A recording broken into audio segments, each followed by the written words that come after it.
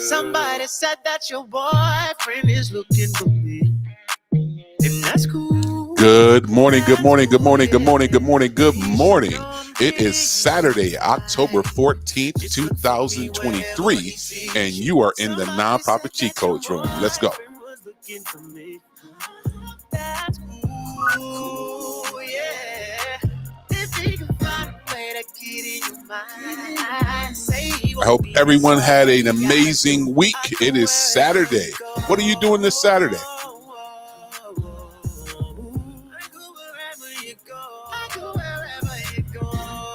You know, let the room fill up here a little bit.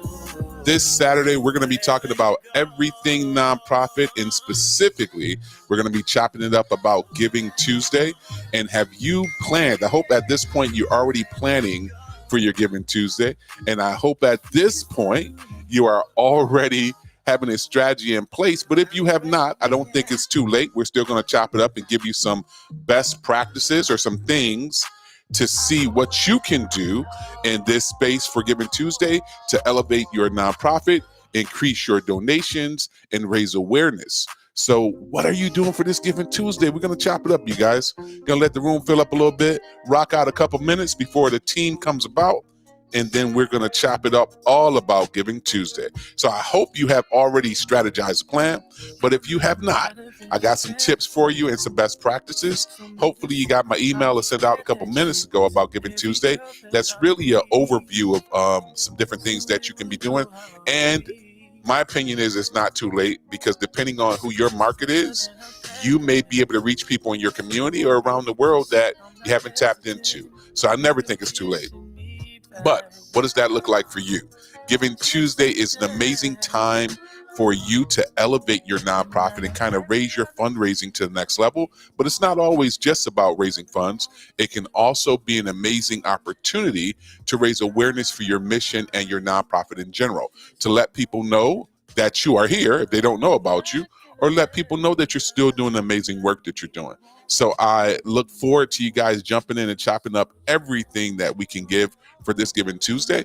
And before we jump into that, like I said, I'll try to let folks have a little time to jump in the room. It takes usually about 5-10 minutes for folks to come in. So we'll rock out a little bit and have a little banter as we get ready for this week's episode of Nonprofit Cheat Codes. It's been an amazing and in some ways troubling week around the world. We've had conflict. We've had triumphs in some ways. We've had a lot of different things, a lot of different moving parts going on in our country. And I would love to hear what your insights or your opinions are. Obviously, we've seen the start of a lot of unrest in the Middle East. And depending on what your perspective of, well, I don't care what your perspective of actually is, it's a tragedy where human life is being lost. So our prayers go out to all sides to hope that innocent people, civilians, and especially women and children are not caught in this conflict. And unfortunately, it looks as though a lot of that has already taken place. So we pray for folks in the Middle East and hope that peace leads today, and that very minimal conflict has to go any further than it has already gone. And I know there are many different sides to the conflict. I think one thing that we should be able to collectively agree with is it's never good when human life is lost. So I'm sending my prayers out, and I'm gonna count you in on that as well, that we have some resolution to that, no matter where you are in the world, no matter what side you have empathy for. I think at the end of the day, we're all humans, and we don't want anyone to lose their life. So I think that's a really important thing. On our national front, we still haven't found a Speaker of the House. So we hope that's done soon as well, because if you don't know, you really can't do anything. You can't pass any legislation. You can't make any major decisions in Congress without having your speaker in place. So in essence, that puts our government at a standstill. So that's not a good thing. And not to get, I'm a political junkie, so I won't get too political in this space here, but in any regard how you look at that, that's not good for our country, because that means that there's legislation that can't be passed. There's laws that can't be put into place or presented to the president to sign off on. And that's not good no matter how you look at it. So we are hoping to find resolution, and that the divided sides will find some middle ground so that the business of the people can be done. And I personally think that is kind of ridiculous in a nation our size at this time in our world that we can't find resolution for the people, right? It's a lot of politicking, a lot of posturing, but at the end of the day, these things are all for making sure that our country is run and so that the people's work is done. And the side effects of this is as we go into November, we have the potential for another government shutdown. And that can affect a lot of things from child care to Social Security, um, uh, well, all kinds of entitlement programs, let me say that, can be affected by a potential government shutdown. Now, we averted it a few weeks ago, but without having a Speaker of the House, we very well may be and highly likely could be in that same situation all over again.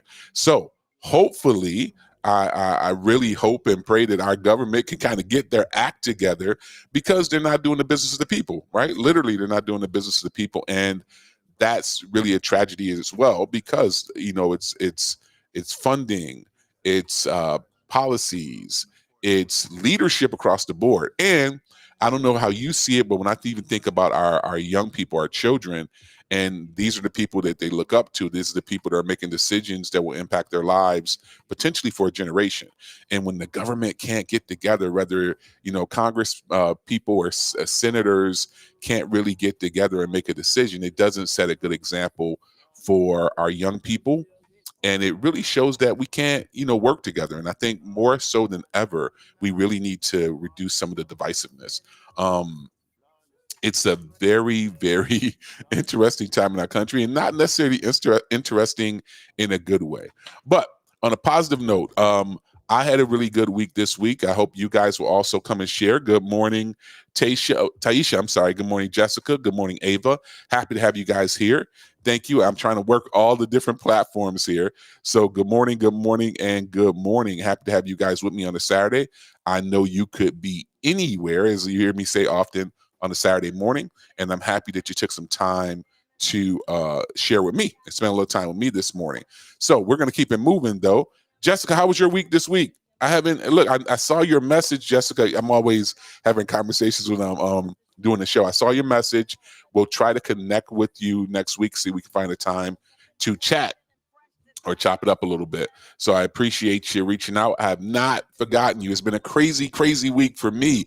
A lot of moving parts as I move into the fall. I have a couple of events that I'm trying to launch out and trying to solidify a date. I've also, I'm even cautious about saying it because I've said it so many times. I feel like my words are fall on deaf ears. But finding space in my new city in North Carolina has really been a full-time job. And I'm looking again. So I hope I got a really good prospect on the plate. But I promised myself I'm not talking about it until I sign the lease. So that being said, we got some great potential though. And I'm really excited on twofold because this will be a location for our nonprofit. And that's something that we've desperately tried to really get in place since we've been here and haven't been able to do it successfully because I don't know where all you guys, please rep your city. Drop in the chat where you're listening in from so I kind of know where people are coming from. And that being said, I don't know what parts of the country you're in. I know where Jessica's at, but I don't know where other viewers or listeners may be chiming in from. But my point to you, the real estate market is crazy. It's like, not just on the side of buying a home, from commercial properties for rental properties. It's really, really crazy right now. And I'm optimistic. I'm kind of a serial optimist. So I always believe that things are going to move and get better and are going to get in a good light. But I promise you right now, it's kind of a scary time. And I try to really navigate on the optimism. On a spectrum of hope, because I believe that things come seasonal, and it's a lot of seasonality to things. So if you just hold on for a little while, things usually will shift because things come in seasons, right? Good and bad. So I feel like we are in a season where it's a lot of things going on, but a lot of it is perspective as well. If you see things in a light that they will get better, then they often will get better, and you will find opportunities where there may seem like there are none. Many times the things that scathe us also save us, or the things that cause us discomfort also grow us. So I'll use an example of that when you think about the pandemic. The pandemic obviously was a nightmare globally, right? And unfortunately, most critically, many people lost their lives.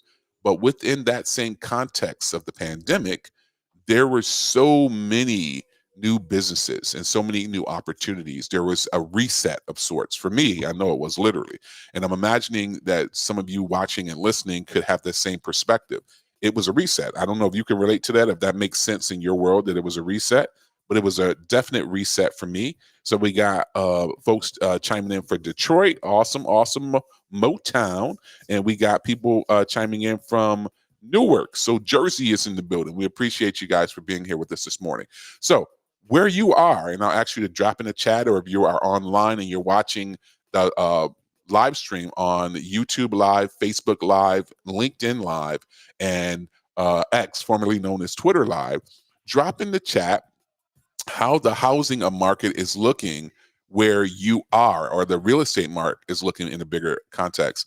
Because where I'm at, I'm telling you, you guys, North Carolina is growing where we're at. So we're in the research triangle of North Carolina, and it is a really fast growing, a lot of growth in the triangle, like tremendous growth. I remember, I haven't really looked into it the last 6 months or so, but when we first came here, the numbers were looking like 7,000 people a month were relocating to the triangle.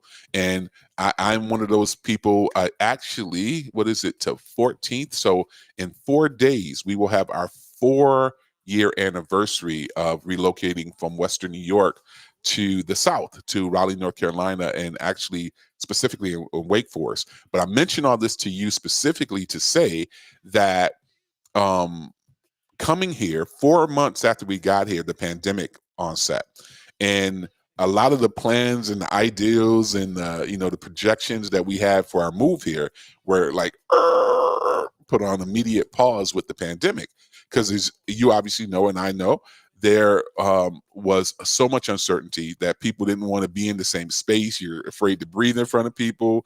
I worked at a hospital, which gives a whole nother context to crazy when you think about the pandemic. And there was so much misinformation and so much unknown factors to the pandemic. And how could you get sick? And I don't know if you guys remember, so laugh a bit at me if you must, but I'm always reminded of one of the most bizarre times for me was when we, and I in my household, for my family, I tend to do most of grocery shopping.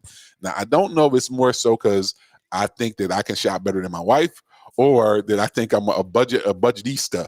But in all that being said, what just always I look back and it was crazy when people were washing their outside their groceries off when they came home, that we were literally wiping the outside of cereal boxes and Juicy Juice boxes.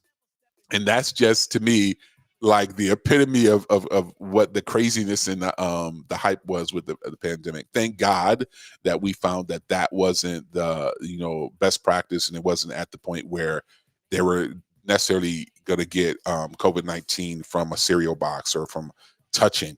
So much misinformation, and I mention that because I think we are in a time where misinformation is at a fever pitch, and you have to be very mindful of the information coming across your television, your phone, your different platforms. And I'm included myself. I never want people or suggest to people to take my word for it. Go and do the research. And I'm learning as well as you're learning. So I'm always open to get better information or a better perception. I try to do my due diligence. I try to do some background and research before I jump into spaces and just,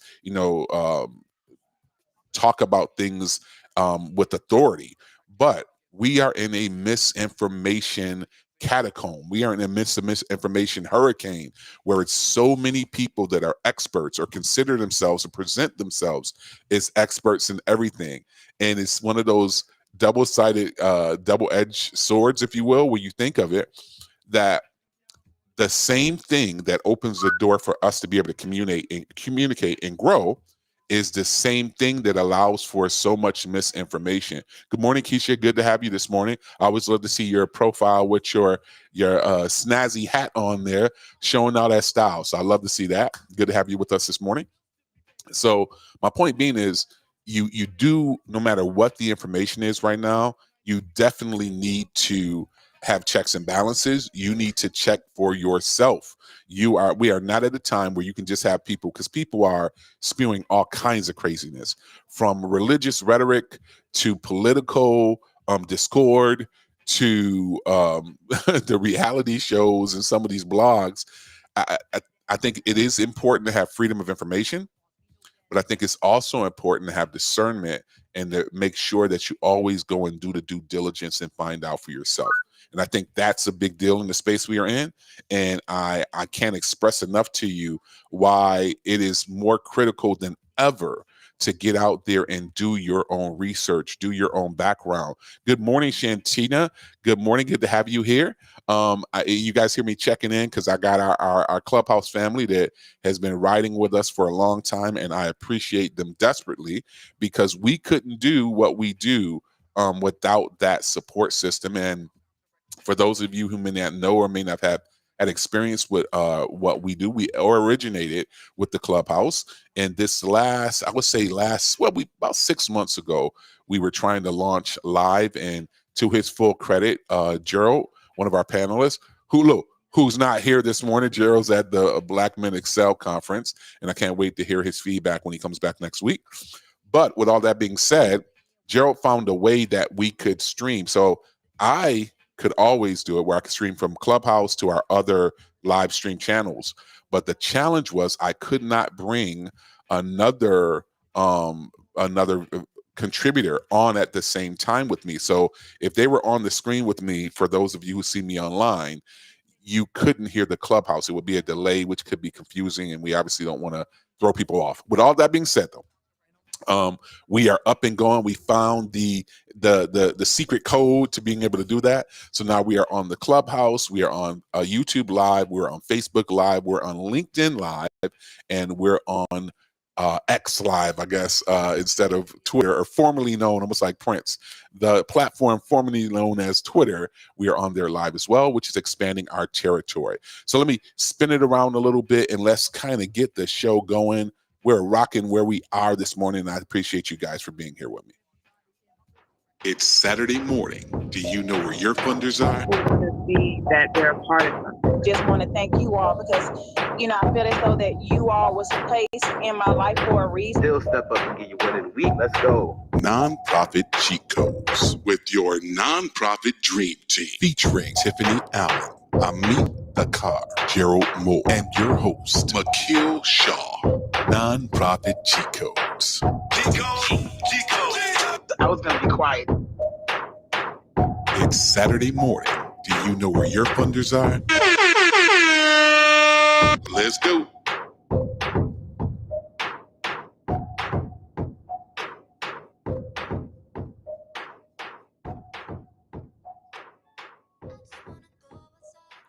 Again, good morning, good morning, good morning, good morning, good morning. It is October 14th, 2023, and you are in the Nonprofit Cheat Codes room.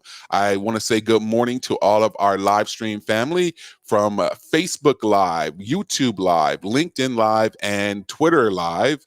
Good morning, and thank you guys for joining us. And to our Clubhouse family, we call y'all the OGs. You've been down from the beginning, and I appreciate you being here. On this episode of Nonprofit Cheat Codes, we are going to chop it up and jump into Everything Giving Tuesday. If you do not know what Giving Tuesday is, Giving Tuesday was the answer to the consumerism or the overspending of Black Friday. Now, I don't know about you guys, but my household used to go crazy on Black Friday. And Black Friday was a day where people was going after Thanksgiving, literally leaving after Thanksgiving and going and pulling up, posting up in some parking lots, waiting for those good deals to happen.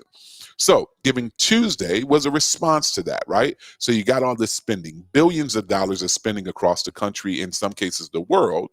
And What about the nonprofits? What about the folks that are trying to do the good work for the people that we serve? So Giving Tuesday was a response to that. And Giving Tuesday has become a worldwide phenomenon, literally a worldwide phenomenon. And when you think about all the things we have going on, to really dedicate a day for philanthropy, to really be able to give back and to show a highlight. And it's not all donations. Let me say that. Sometimes when we think of Giving Tuesday, we put it in the perspective of just getting more funds to your nonprofit organization. But it's also just as important to raise awareness for your nonprofit. So Giving Tuesday has really evolved. All right. And I think and I'm looking at my notes here trying to stroll through, but I believe everything kind of came into inception in 2012 by a 92nd Street partnership with the United Nations Foundation. Giving Tuesday was born from the ideal to dedicate a day to encourage altruism, right? Designed to be a counterpart to, as I said, the consumerism of Cyber Monday and Black Friday. So this is an alternative. It's a way for us to give back with all that good spending, drop a little bit of them coins on organizations that are doing the work in their community. And even though Giving Tuesday is a huge giving day, I want to submit to you guys or suggest to you guys that we really got to own it more for small nonprofits, because small nonprofits are the least likely, especially nonprofits of color, started or founded by or ran by people of color, even get a smaller percentage of those donations. So how can you elevate that for you? How can you raise the bar for Giving Tuesday? How are you going to do it? And I literally and reaching out because I want you guys to be able to chime in. And I know the last couple of weeks we haven't had a whole lot of folks jumping on stage as we used to, because it's kind of evolved a little bit more into a talk format. But the door is always open for you guys to jump in and chime in on your perspectives. What are you doing for your nonprofit for Giving Tuesday? And if you do not have a 501c3 formal nonprofit, what are you doing as an individual? What are you doing as a family to give back on Giving Tuesday? It's multiple parts to it. It's not just getting donations. Maybe it's about giving donations. So one thing I try to do every Giving Tuesday is I try to donate to at least 5 nonprofits. And it doesn't have to be a tremendous amount. It may be $50, but I try to identify, because I truly believe that you have to activate the universe for yourself. And if I'm asking people to give to Team Jenny Bean Childhood Cancer Foundation, I also got to be willing to sow into nonprofits that are out there as well. And I believe that it really is the power of attraction that literally, and you may think this is just talk, but I promise you, I live by this standard. You can even say selfishly, if you want to, that you have to give to receive. All right. And I'll tell you guys a really corny, but a really meaningful experience that I had that really changed how I look at giving. As many of you have heard, I was raised by my grandparents. I am now a 50-year-old man, but I was raised, thank God, by my grandparents. When I was, I know, from 4 years old, 4 years old to going to college, my grandparents raised me, and I'm so thankful for the impouring that they gave me. And in my generation, a lot of young people were fortunately, we had our grandparents as our kind of backup plan in many ways, right? Because whether your parents were young or your parents were, in my case, my mom, and I say this totally transparently because I don't believe it's where you're from, I believe it's where you're at. But my mom was a drug addict when I was a kid, and that I learned that at probably my teens. And that was a tumultuous time for me. And I share that not to beat up my past or by any means to take anything away from my mom, but that was my reality. And many young people who were born in the 70s and raised in the 80s, that was a reality for us. It was the crack era. But it wasn't just this thing that you hear about on the nightly news. It wasn't just things you hear about in hip hop movies or movies at the time. It was a real thing, and it impacted millions of people, right? Millions of people who look like me, who grew up where I grew up, and people who did not in any way. So I mention it to say that rearing by my grandparents really put a lot of older values in me, right? And I'm always thankful and grateful for that rearing. But the reason why I mention it, in my grandmother's twilight, the last few years of her life, she became ill. and she had aplastic anemia. And I mention it because I was blessed enough to have the opportunity to be a caregiver for her. And for anyone who's listening to me or watching me, if you were ever, I kind of see it in an assignment. You were ever afforded the opportunity to be a caregiver for someone in your life, whether it be a friend or family, loved one in general. It is a really special, it is daunting, it is a really precious time. And it's precious sometimes with a lot of pressure. Let me say that to you. With all that being said, I was one of the key caregivers for my grandmother. So I was there to every doctor's appointment, every time going to emergency. And we're talking about in the 80s and hundreds of times in those cases. But one thing, and I always see it as a honor. Let me say it that way. Many times we share so many conversations. And if you ever been a caregiver for anybody in your life, you really get to know each other. The good, the bad, and the ugly sometimes, but you really get to know each other. So long story short, I come from the old school where my grandmother used to always get these mail, I call them like mail order, pastors, and they would send letters weekly. There were prayerful letters, or they would give you a little doily to put on your dashboard or something to that equivalent. And as I said, you probably laugh at me, but it is what it is. Good morning, Brandy. Good to see you here. Growing up with my grandparents, I had a really unique perspective because I was young enough to see everything and be a fly on the wall, but you got a whole lot of importing from an old school value point. With that being said, my grandmother is sick. She's in her hospital bed that we had in the house because of her illness and because of the decline. And at this point, she had lost probably 100 pounds of weight.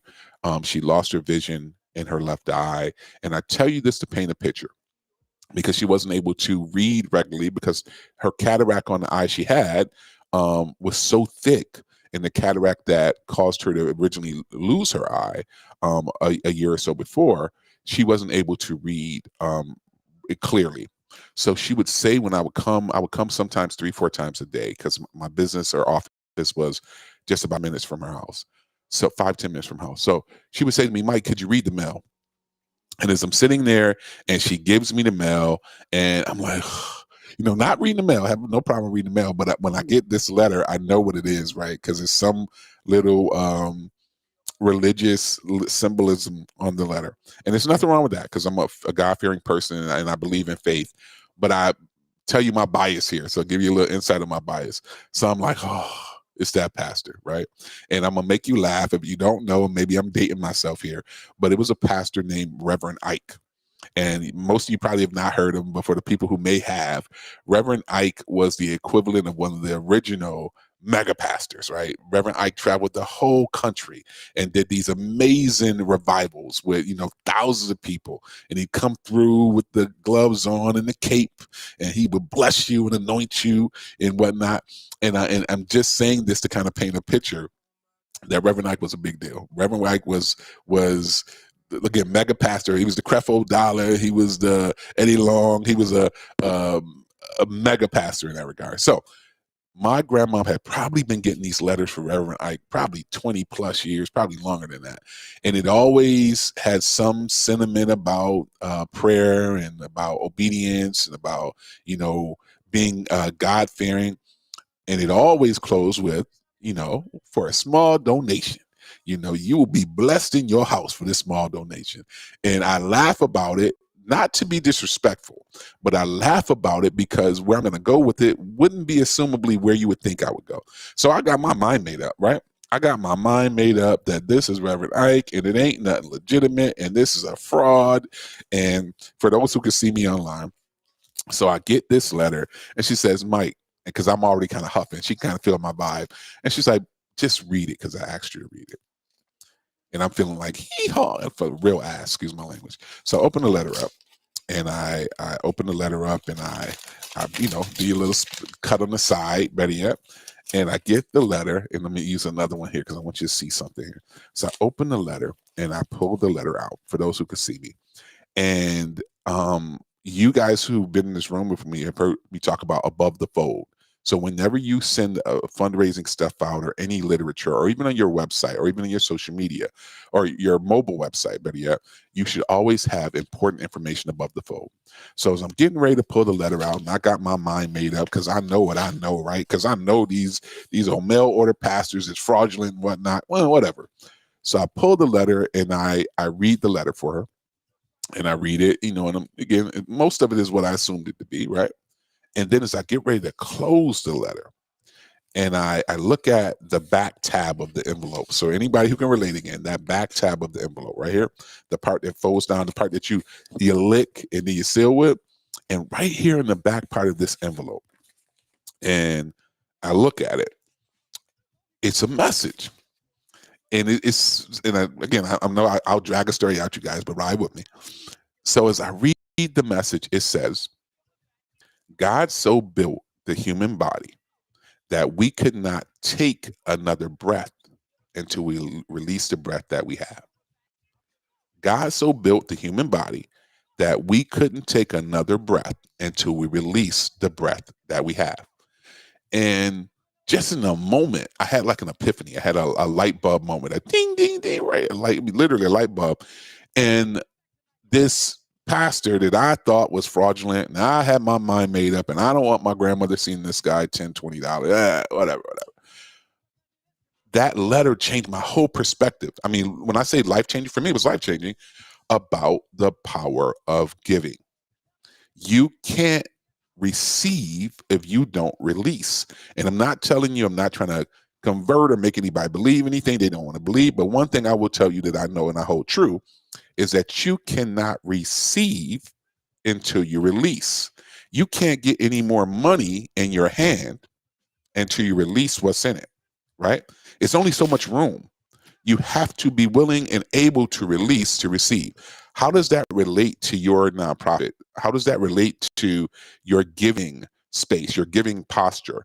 And I don't mean just in a nonprofit context. Think about it in your life context. You can't, and I know it sounds like, a little, maybe I'm carrying it a little long, but I want you to really think about it. You can't get any more air in your lungs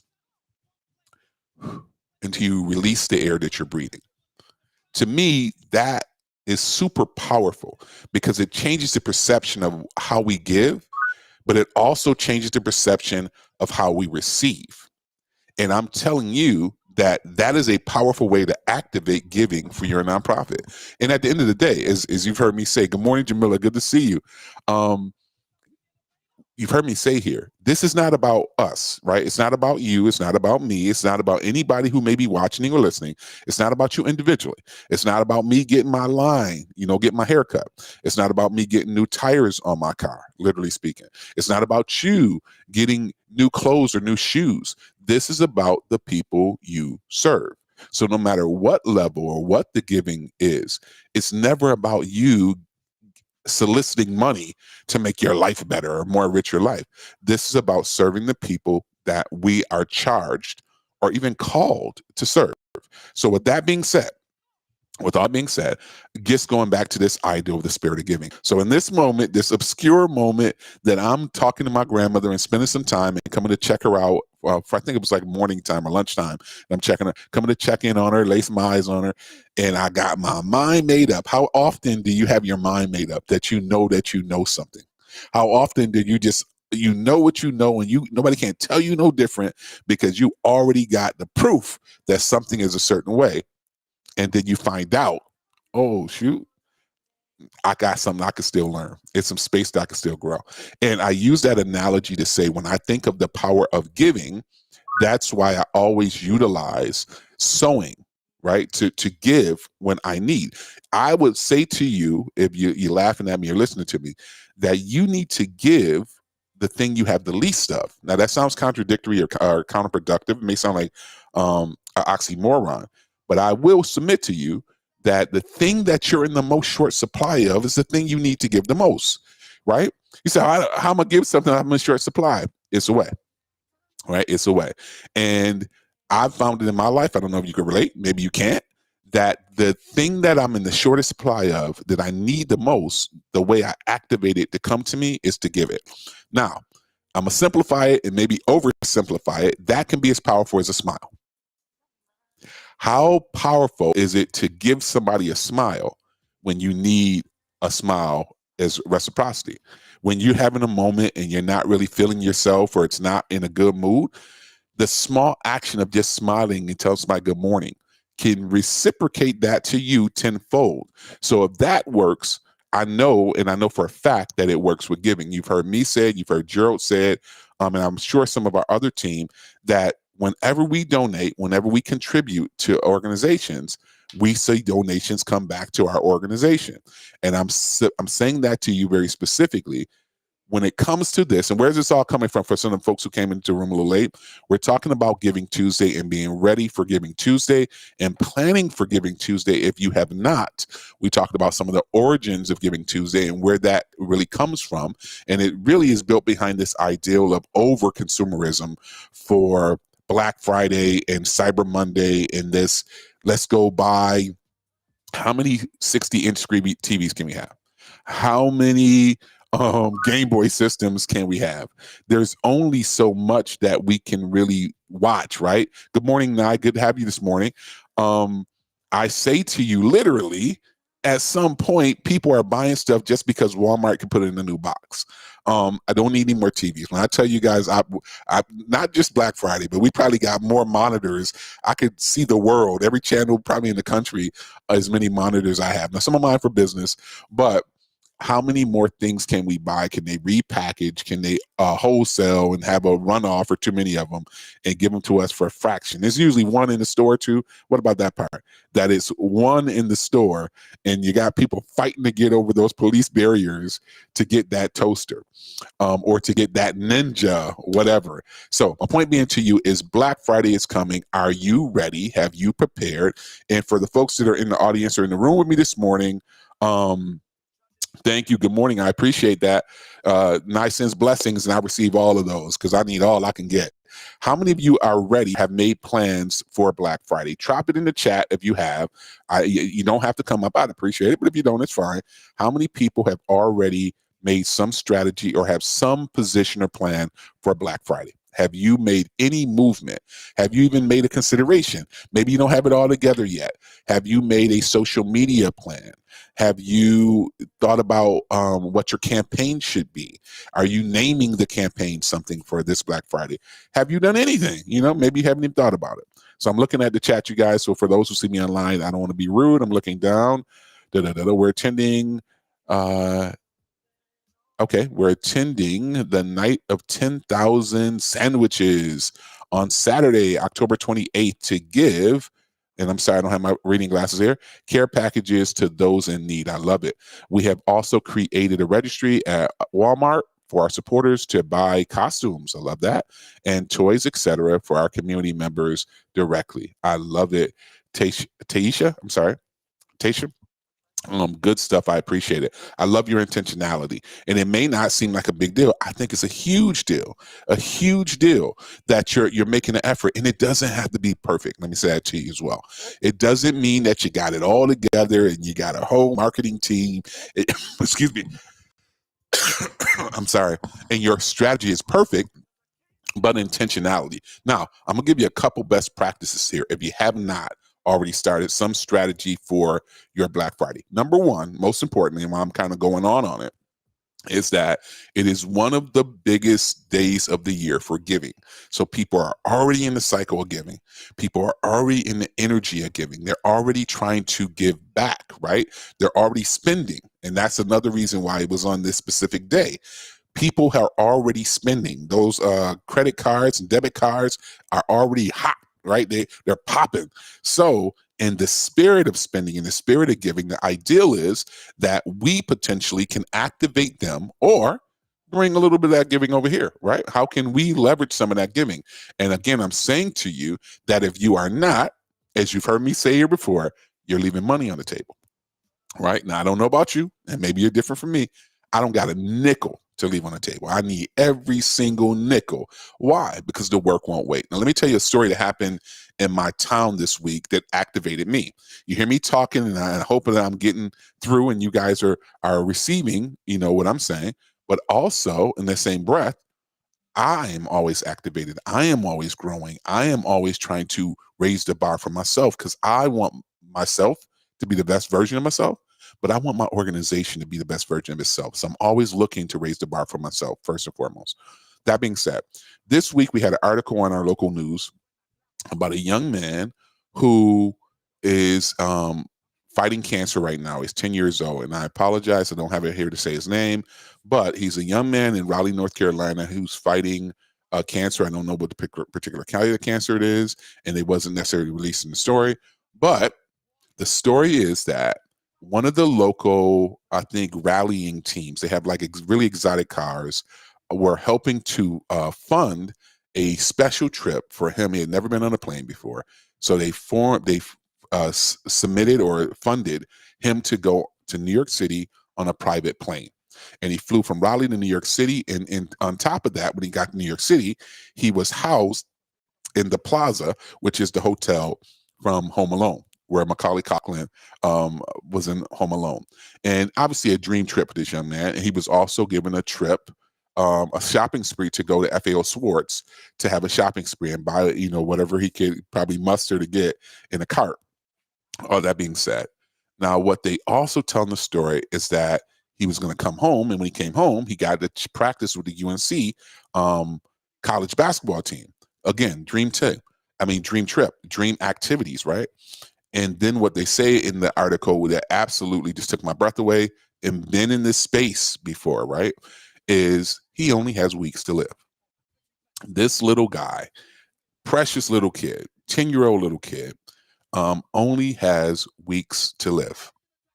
And I'm not saying it to be dramatic, but I just want to put it in context. Our daughter had stage 4 kidney cancer, went through the whole process, 26 chemotherapy treatments, 13 radiation treatments, and about 9 months for this whole process to go through. And by the grace of God, she's here, right? And she's a pain in the butt, lovely, beautiful, amazing 13-year-old with everything that comes with teenage, with the teenager's life. And I am grateful for her every single day. Every time I get to go around that corner and look in her bedroom and see my baby in that bed, I'm reminded of God's grace. And I'm reminded of how many blessings have been bestowed. So when I got an attitude and something don't come through the way I want it, always keeps me in space. Always keeps me in space to remind me and ground me for who I am, where I am, and why I am. Right. And I say that to anybody that'll listen, because I believe it's a lesson in that about gratitude. But this young man only has a couple weeks to live. Now, who knows whether that's 9 weeks, 10 weeks, 1 week, it's not enough. It's the point I'm making to you. And as I'm looking at this little boy, and I'm just keeping it 100% real with you guys, for those who could hear me or see me, it just did something inside of me that this little boy, yes, they're giving him an amazing trip, and it's an amazing experience, right? That's the power of it. His mother was interviewed and said she just wants him to have memories that he can fall back on. He can have in the front of his mind when he declines. This is what mom says in the interview. She says she wants him to have memories that he can refer to and he can hold on to in the near future when he starts to decline. Now, I don't know about you, and I've been through some stuff, right? I've seen some stuff with my own child. Be the ideal that there are weeks before your child, your baby, your offspring, some little one that you love, will no longer be here. The reality that he has to obviously know that if he's on TV and they're talking about it, and every reporter on every channel mentioned in the report, he has weeks to live. But to think of that little kid having to face the reality of his mortality is unconscionable. It is absolutely, I'm not trying to sound dramatic or sound too emotional, but that blows my mind. So what that did for me was it just reactivated me. And I just got to be completely transparent. It reactivated me because our nonprofit is not an option. Our nonprofit is an assignment. And it has nothing to do with me or my feelings or my good or bad. I may have the stewardship of it, but it's not mine. So when I see this, our nonprofit specifically, I'm not trying to do a commercial. I'm just telling you, I'm trying to open the door to kind of wake us up a little bit to remind us. And I don't think you need reminding, but I just want to say it out loud that what we do is not about us. So when I see this family and I see this little kid who has no choice in this matter, it just reactivated me why this work won't wait. And it's not about me, and it's not about my temperament or how I feel or don't feel or when I want to do it or when I don't want to do it. It's about young people in my specific nonprofit. Our mission is to allow kids to be kids while they're fighting the fight of their lives. What's your mission? All right, think about it for a second. What is your nonprofit's mission? Why did you start it? I've said it here before. You've heard me say it many times for smaller nonprofits like many of us in this space. We have a pain that turned into a passion that evolved into a purpose. We have a pain that turned into a passion that evolved into a purpose. So bring it full circle. When we're talking about Giving Tuesday, the reason why you see me kind of pushing and really going hard is because it's not about you. It's not about you. It's about these people you serve. So there's an opportunity to get up on stage and raise up a little bit and get a little interest in what you do. You need to take it. And if you don't, you potentially are leaving money on the table. It's not about just coins and cash. I'm saying you're leaving an opportunity to expand and to reach your mission. Does anybody else have any strategy, or have you considered a plan for this Giving Tuesday? We're even thinking of doing anything for Giving Tuesday. I don't want to put you in a spot, and I'm not trying to Giving Tuesday shame you by any means. But if you're not, I am trying to activate you to say that with the trillion, I don't know if it's quite a trillion, but I'm throwing it out there. The hundreds of billions of dollars, I know that much, that will be spent on that weekend, that little 3-4 day cycle of Thanksgiving until Cyber Monday, Giving Tuesday. There are going to be hundreds of billions of dollars spent on things that will not last until the next Giving Tuesday, but people are spending. How can you tap into that to help you fund your mission, to help you reach some of the people you want to reach, to raise awareness, to maybe get some media coverage to raise awareness? It could be cleaning up a park in your neighborhood. It could be doing a can or a donation of foods. It could be, as we've heard just a minute ago, to get toys and get donations for your organization. And I just want to mention to you, it's an opportunity. So anybody willing to contribute? It sounds like nobody, because I ain't getting no response. I'm not trying to read the tea leaves here, but is anybody else considering to do a campaign? Or maybe you don't have guidance on what you're going to do, or you haven't really put that much thought into it, right? So anybody else, before I'm going once, going twice, obviously you answer later, but anyone else have a strategy or a plan that you're going to leverage for this Giving Tuesday to bring more awareness and potentially more funds for your nonprofit? Anybody? Y'all gonna leave me on the wind over here, flailing in the wind here? Anybody? Okay. So with that being said, because I ain't waiting on y'all since y'all doing me like that. So practical tips that I'm gonna have for you to really leverage to build a Giving Tuesday plan. If you have not, and it is not too late. Some people, oh, you should have started Giving Tuesday back in February. Well, you didn't. So that's where we're at today. But it is not too late. You can still do something with it. So if you're considering, or if you would consider, we want you to craft a compelling narrative, right? Share impact stories. Really big deal. And this is something I fuss with folks about. You got to share stories. You got to show what you're doing. You got to show social proof. If you have a young ladies group and you meet with those girls once a week or every 2 weeks, if you guys have gone to the circus, if you guys have gone to I know circuses aren't the same anymore, but if you guys have gone to the circus, if you've met, if you had guest speakers, you got to share stories of the work you do. If I know multiple nonprofits I work with have, they have homeless missions where they help people who are homeless or looking for housing. And we talk about it a lot. I won't go on a tangent on it this morning, but you got to show the stories. Now, it is always a fine line. So when I mention this, I know, and I mention this intentionally, because sometimes people are like, well, I can't really put the people we work with on camera. I know and work with several nonprofits that work with domestic violence victims or women of domestic violence. And they say, well, I can't show her, obviously. And I'm not submitting to you to exploit or to expose a person, but there's still ways that you can show the work. If you're packing care kits for those people, that can be captured.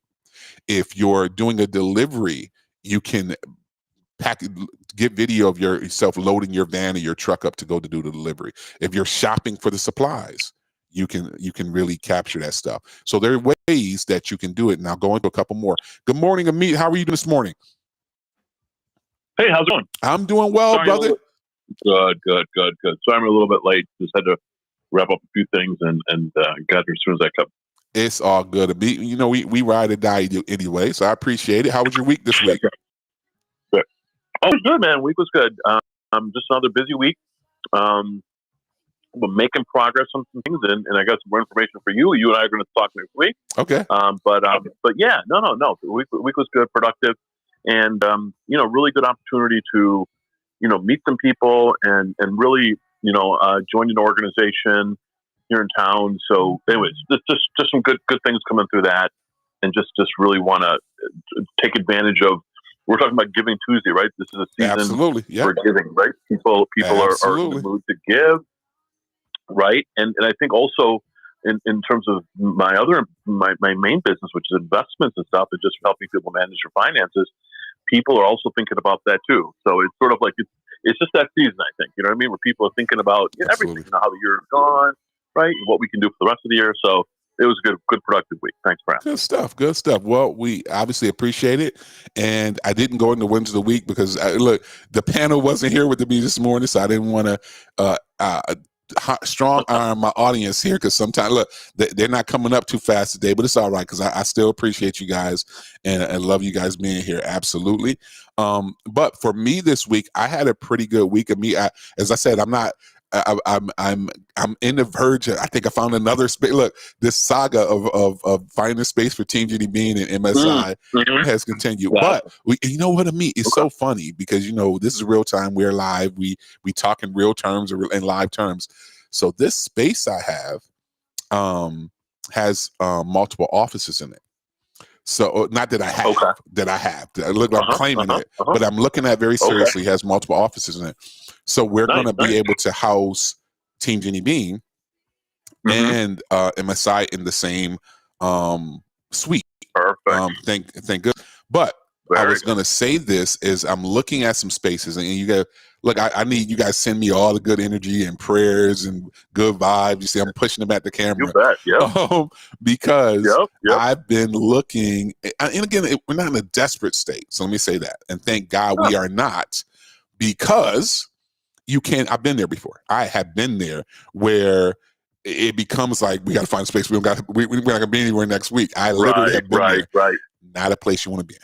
Look, not a place you want to be. Especially not in this market, right? No, absolutely not. Absolutely. Yeah, you definitely don't want to anytime be in that situation, but definitely not at the moment, right? If any time, not currently, you definitely don't want to be that. But I say this to you because one thing that I've been really measured about is moving intentionally. So I had an opportunity I told you guys about last week, and the landowner was really kind of pressing, I got to fill the rooms, and you want to take a spot, and it's like, I can't operate on that. So I understand that you can't wait forever because business has to be conducted.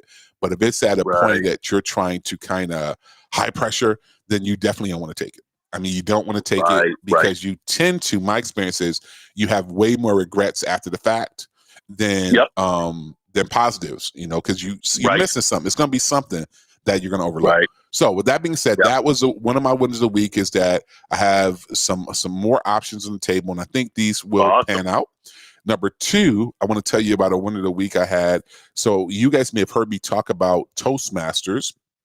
So I joined in. Well, actually, I've been waiting to get my application. So I've been going as a visitor, and I finally got my application. Mike, you might just in case, there might be some people in the audience or something listening who may not know what Toastmasters is. You know what I mean? So, or maybe you were going to get to that. Sorry, no, absolutely. No, you're good. I appreciate it. Mention what that is. It is that's a very important caveat, because you guys know I'll get on my soapbox here, and I might miss the cornerstone of the conversation. So if you don't know what Toastmasters is a speaking group that was formed a little bit more than 100 years ago. I think they're around 100 years old now.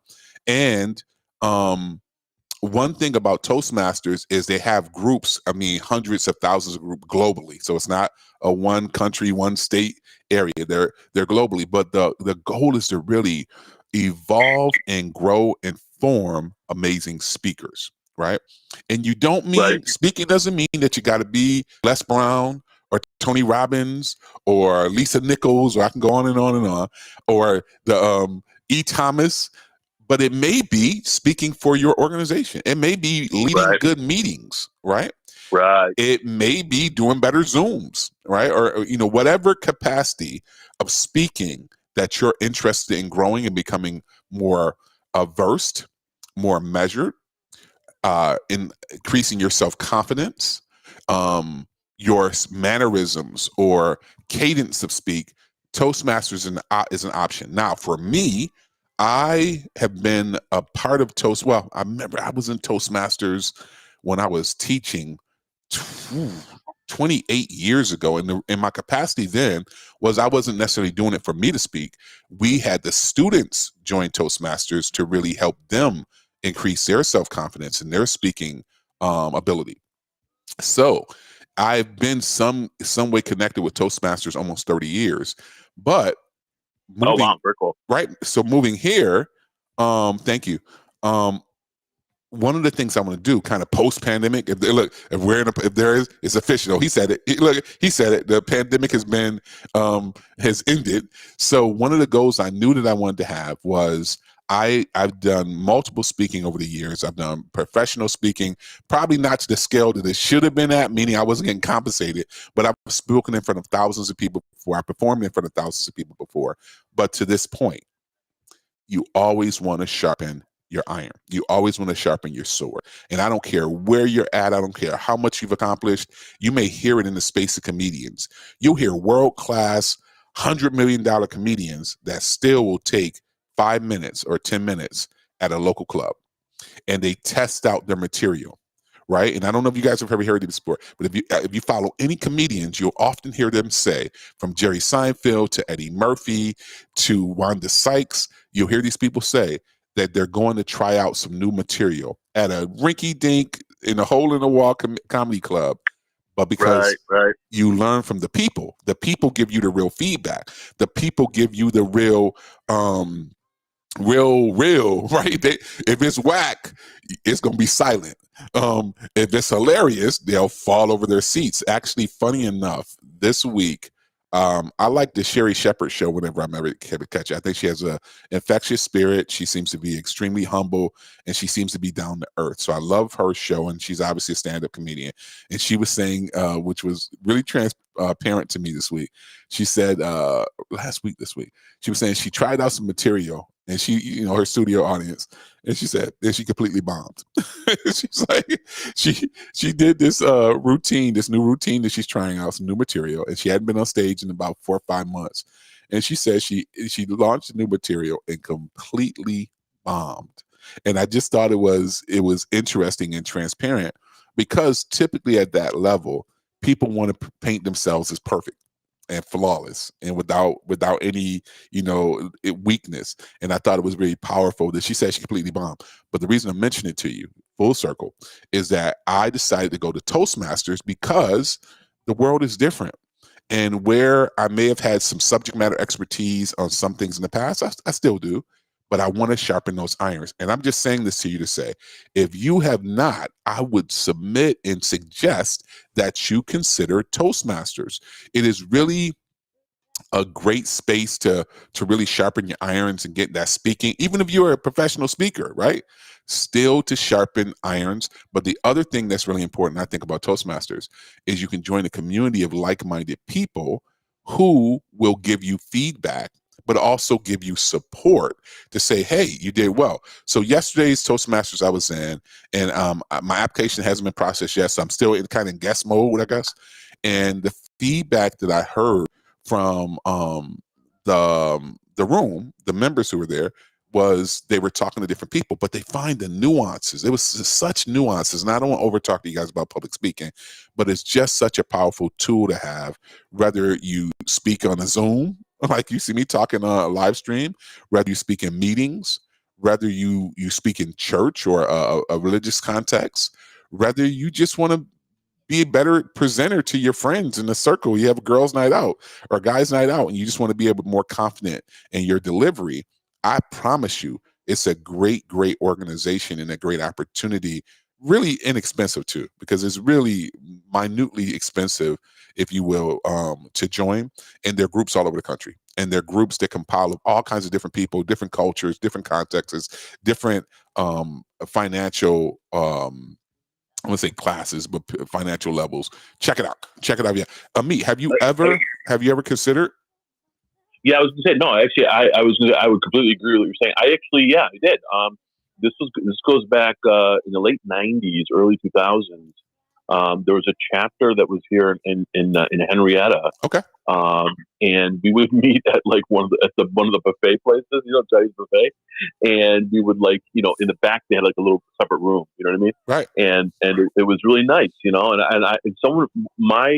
one of the managers in my office, not my direct manager, actually recommended it. Okay. And it was really cool. No, it was, as you said, it was, there were actually some people, I consider myself to be like average. I'm not really good at public speaking. I'm okay with it. Okay. I certainly can improve, but there were some really people that are at my level. You know what I mean? They were just average, below average. Right. A few people that were really, really good, and just a lot of supportive people, right? That were doing it, and it was really, really cool. And you're right. You do sort of like practice your pitch. You do longer form things. You do shorter form things, mm-hmm. and right. And it was cool. And like you said, it was just a bunch of like-minded, cool people. You know what I mean? And I think and you know how I feel about networking, right? I mean, I love to network with people and talk. Right, so absolutely. I love my two favorite things: eating and talking. So at the buffet, in the back of the buffet, that was like my two favorite things. Right. But no, I would definitely 100% vouch for what you just said and encourage people. And you know what? Actually, Mike, I may have to reconstitute that now. It's been over 20 years, more than that, and I think I may have to think about that up here in Rochester and just join it and see what just be a part of the community. Good people, definitely, and I would encourage people to think about it. Absolutely, Amit. I totally agree. And again, I'm not advertising or or trying to pitch hit for Toastmasters. No. Yeah. But I will say to you, I consider myself to be a good speaker. I will go enough to say I'm good. Now there are definitely things I need to work on. So I was about to go too far, but I'll say this to you. So as I've gone through a whole lot of dental.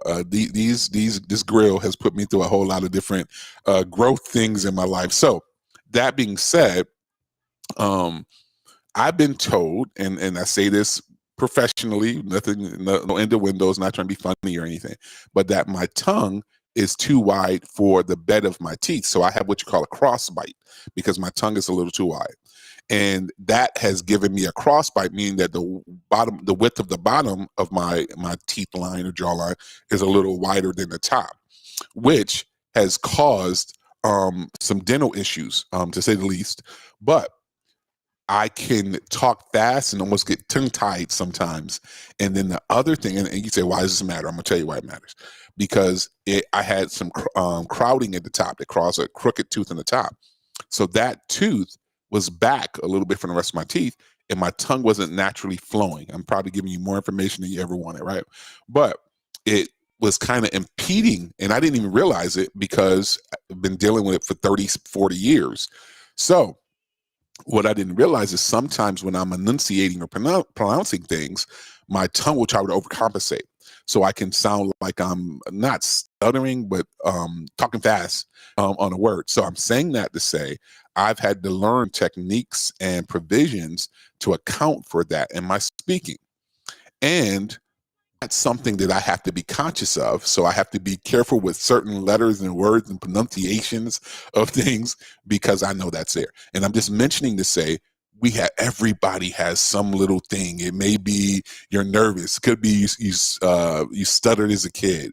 It could be that you have intense anxiety. And I would even say to you for that, if you're a person dealing with anxiety, it could possibly be good for that in the sense that you really get that confidence level up. And they say, I think it's like in the top 3 of all fears. I forgot the expression, but that public speaking is in that top 3 of all fears that people have. It's like, and I have had dozens of clients over the years that I'm giving them some leverage. And I'm like, listen, this is a strategy that will help you with your business or your nonprofit. And it's like, Mike, I can't do that. And I'm like, you got to do that. It's like, Mike, I can't do that. So if you can't personally do it, then you got to have somebody in your team that can be that mouthpiece for your organization.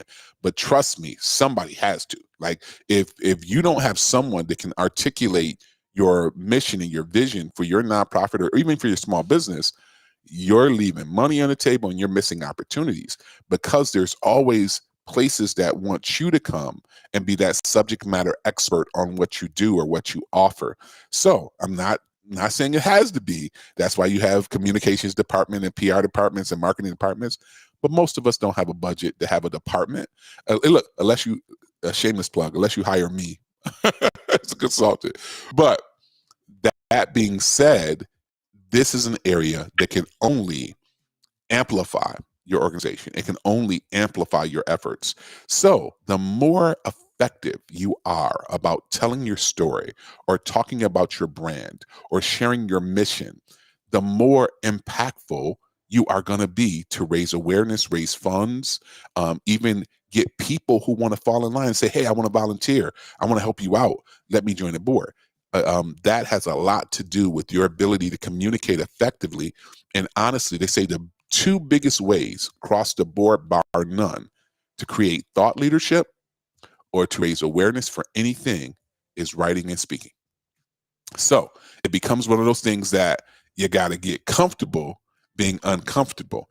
In the audience, and I'm looking at obviously online or on I'm not Instagram, Clubhouse, anybody here that is definitely or desperately afraid of public speaking?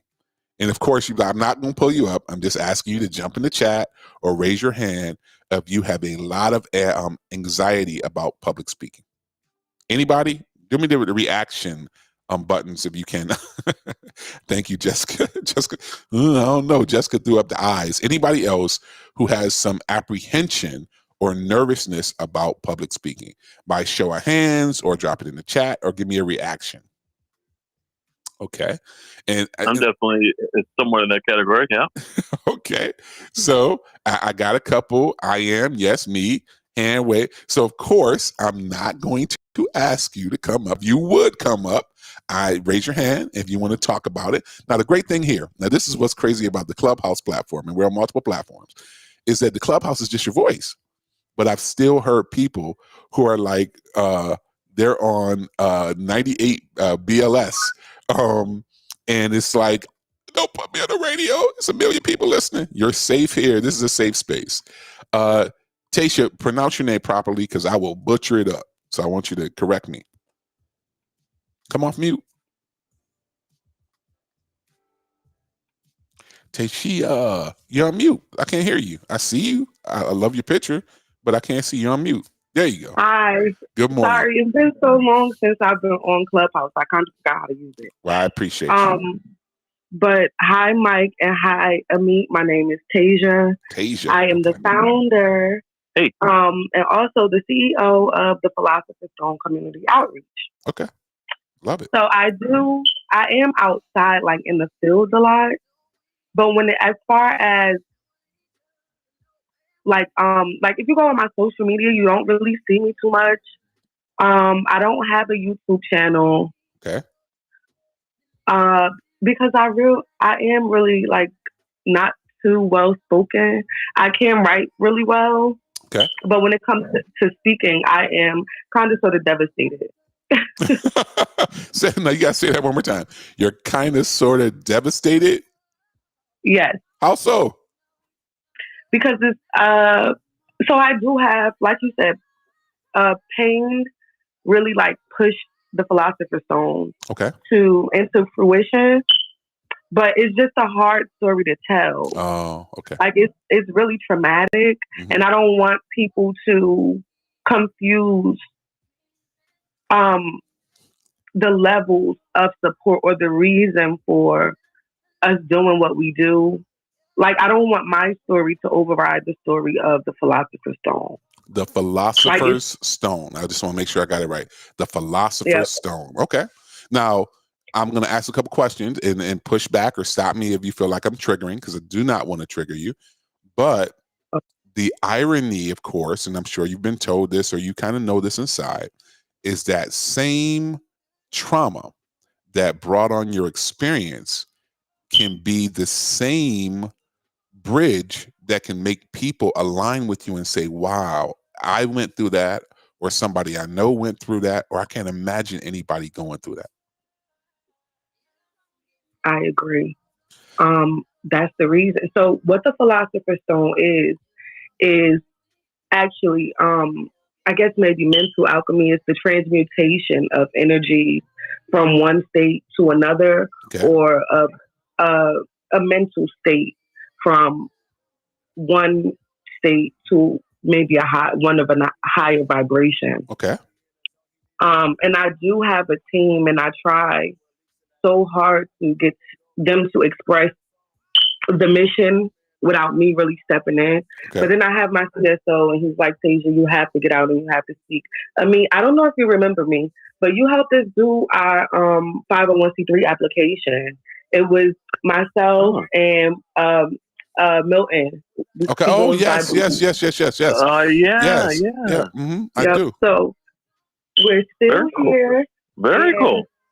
We're doing, we've come a long way. We have a team of maybe, since we just reached our 1 year anniversary, we do have a Facebook group with, Gotta shout you out now, you know. Thank you. So we have, it's called the Women's First Society, and it's just like a safe space where we come together to like, because we all basically have the same problems. We just don't collectively get together in a way in which we can open up and share our experiences without being maybe a little defensive. Okay. And so the Women's First Society has reached a year. We had a year anniversary last Sunday, and we do speak in there. However, outside of there, I don't really speak much to branch out. Like I need to be networking. Right. And I really don't do that. Just because I'm nervous. And so any advice that you can give to myself and my assistant to like. So tell me, when you say nervousness, and I didn't mean to interrupt you. I feel like the Family Feud. I hit the button before you finished with the question. but what is it that brings the nervousness? We say about networking or telling your story. What is that thing that kind of gives you a little angst about it? So I shake. Okay. I have this, when I'm talking, my mission is so personal that sometimes I might cry, or like sometimes I might shake just from the emotion that's still attached to it. I know I have to get rid of that so that I can become more, I guess maybe logical in some conversations, especially professional conversations. Mm-hmm. No, I'm sorry. Finish your point.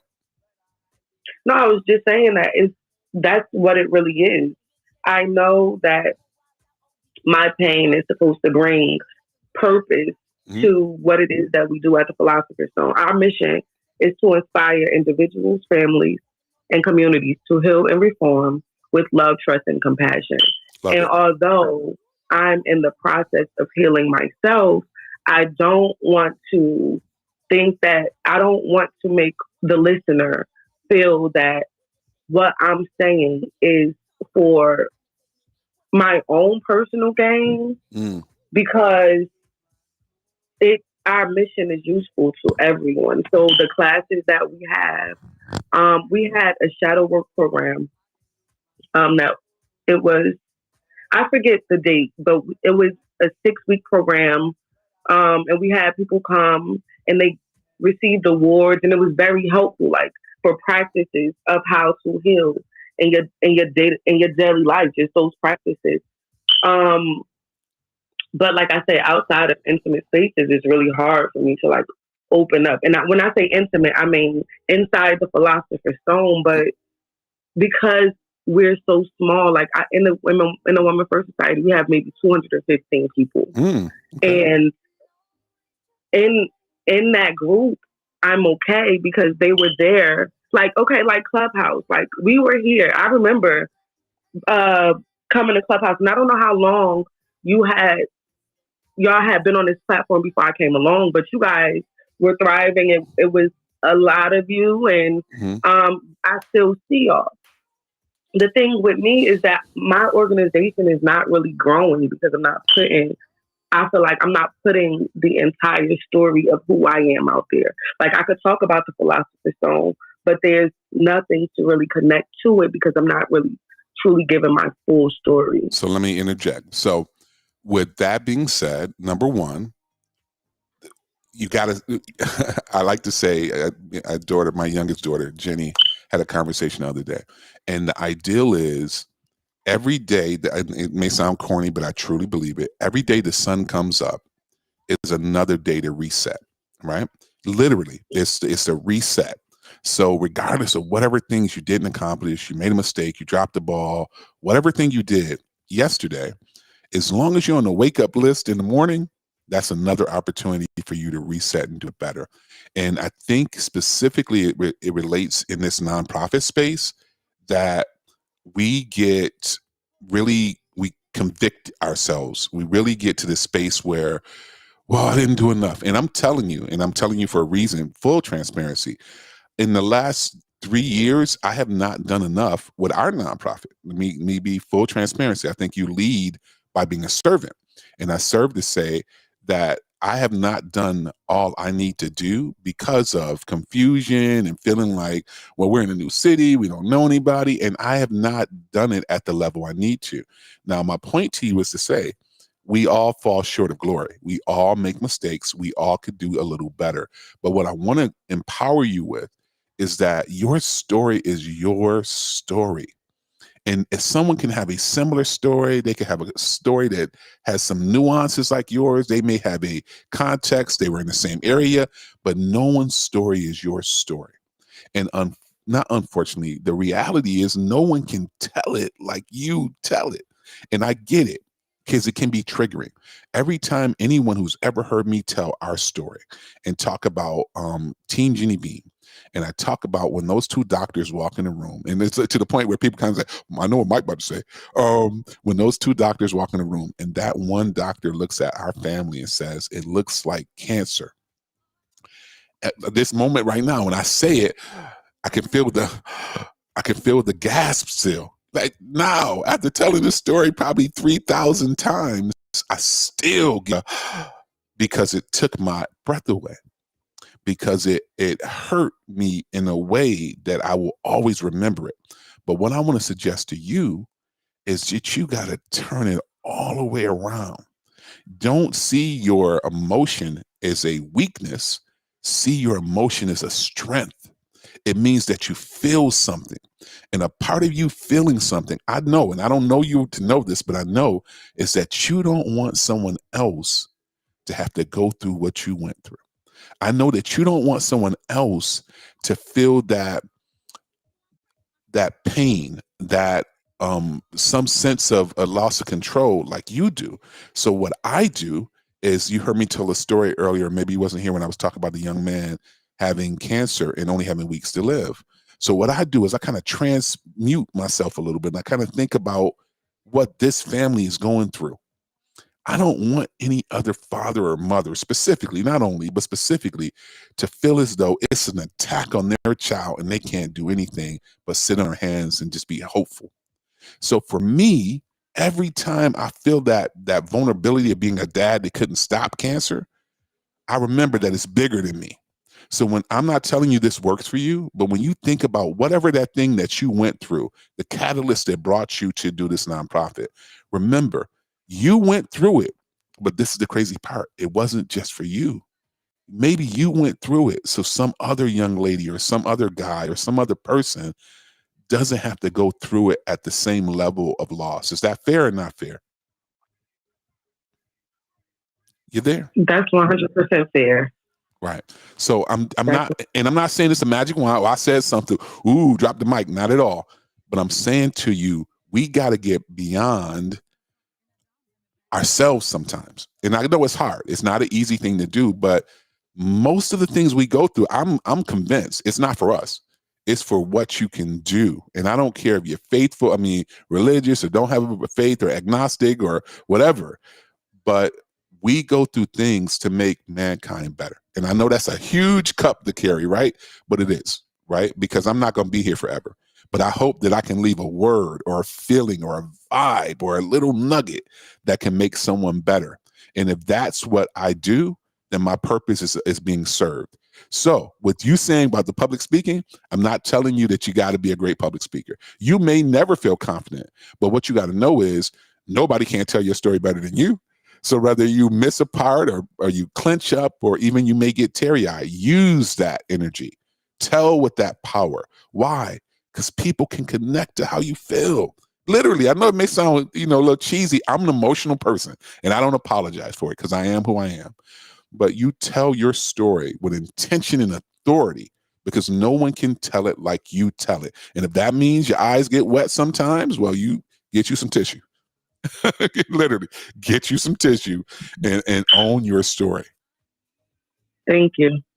Thank you. I appreciate you sharing and reach out because this is something that's really important to me and something I value and I love to empower and just share about it because, as you said, your story, as I said, your story is not just for you and you don't know who you missing because you're holding your story hostage. You quit holding your story hostage and get up there and take your place. Take your place. So reach out. I appreciate you. And thank you for being here with us this morning. Thank you for coming back. Happy to see you here. Don't go away so long.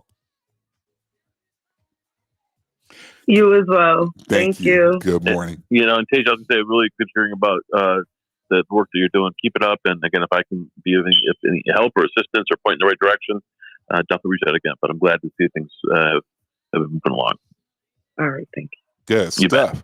Good morning, Natasha. Thank you for being patient. Happy to have you here. Welcome to Nonprofit Cheat Codes. And thank you for coming up and sharing your insights. How are you doing this morning? I'm well. How are you? Doing very well. Tell us who you are and tell us a little bit about yourself.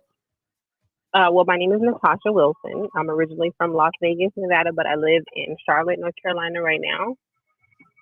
We have a nonprofit. When I say we, my business partner, her name is Nye. She's in the audience. Our nonprofit is Dab Place of Peace.